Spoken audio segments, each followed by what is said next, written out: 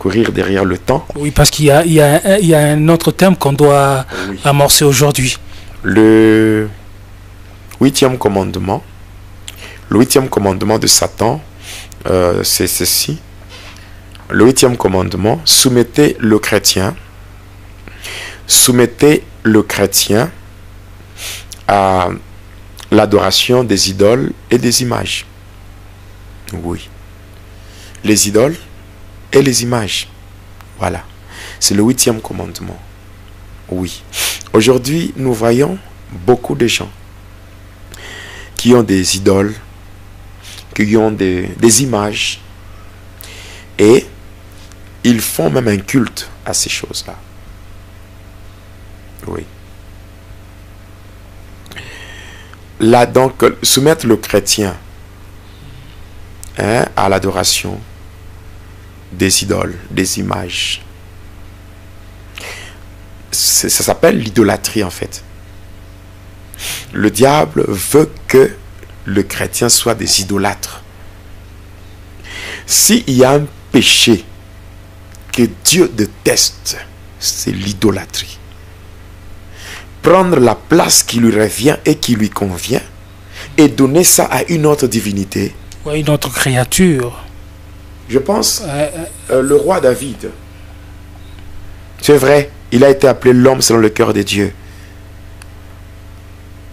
C'est vrai, il lui arrivait de broncher. Mais le seul péché que le roi David n'a jamais commis, c'était l'idolâtrie. Regardez, le roi Saül, il est tombé dans l'idolâtrie. Aujourd'hui, qu'est-ce que nous voyons?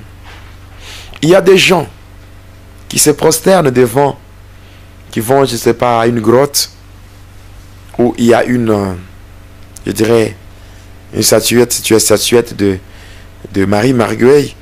Ils disent que c'est la Sainte Vierge Marie. Il y a des gens qui ont dans leur maison des images, des idoles, qui ont des photos. C'est écrit Jesus is my Lord, Jesus is my King, I am the way, the truth and the life. Pour dire je suis le chemin, la vérité et la vie. Jésus est mon roi, Jésus est mon Seigneur. Avec un Jésus là avec beaucoup de cheveux et un cœur rouge là, qui émet des rayons, des rayonnements lumineux, des rayons lumineux. Et les gens croient que c'est ça Jésus. Non, c'est pas Jésus. C'est pas Jésus. Jésus, en lisant la parole de Dieu, nous sommes dans Exode 20, le verset 4. La Bible dit, tu ne te feras jamais des images taillées, ni de représentations quelconques des choses qui sont dans les cieux, sur la terre, plus bas que la terre. Si tu fais des choses pareilles, tu es dans l'abomination devant Dieu. Et Jésus-Christ étant notre Dieu, Jésus-Christ, sa place, ce n'est pas au mur. Sa place, ce n'est pas sur des polos, sur des habits. Sa place, c'est dans nos cœurs. Voilà pourquoi il est dit dans Galates 2:20, j'ai été crucifié avec Christ. Si je vis, ce n'est plus moi qui vis, mais ce Christ qui vit en moi. Donc, il faut faire vraiment très attention. Pasteur, l'idolâtrie va aussi dans les églises de réveil actuelles avec certains pasteurs qui se font aussi adorer par le fidèle. Oui, des pasteurs qui demandent... Là, je reviendrai avec la sorcellerie religieuse, c'est-à-dire l'occultisme dans l'église. Les problèmes de porter les polos avec... sur lequel il y a l'effigie ou la tête du pasteur, porter des macarons tout autour du cou, avec il y a l'image du pasteur là-bas. Voilà, des choses pareilles. C'est l'idolâtrie. Avec le trousseau, les porte-clés qui a des effigies, des images du pasteur. C'est du n'importe quoi. Oui. C'est du n'importe quoi. Donc les logos, tous les logos dans l'église, c'est le pasteur. Oui, quand on met déjà l'effigie ou la tête d'une personne, c'est du n'importe quoi. Donc dans une église, on ne peut pas mettre devant mettre la photo du pasteur. Mais pour faire quoi avec? Pour faire quoi avec? Dans l'église de Dieu, les âmes viennent adorer le Seigneur et vous mettez devant votre photo à vous. Bon, pour que ça fasse quoi? Ça fasse quoi? L'objectif, c'est quoi? Même dans le temple, dans l'ancien temps, même dans le temple de Salomon, ça ne se faisait pas comme ça. Même dans le temple que Jésus a trouvé, ça ne se faisait pas comme ça. Mais aujourd'hui, les gens exagèrent. Ils exagèrent. Allez voir des écrans, on fait passer l'image du pasteur et sa femme devant le peuple. Non, non. Pour que ça fasse quoi? Ça ne contribue en rien par rapport à notre foi. C'est l'idolâtrie. Alors, que pensez-vous aussi aux affiches qu'on fait partout, où on met les orateurs et ainsi que les images, les photos des orateurs? Ça, ce n'est pas un problème. Mais ça deviendra un problème si ces affiches sont placées devant.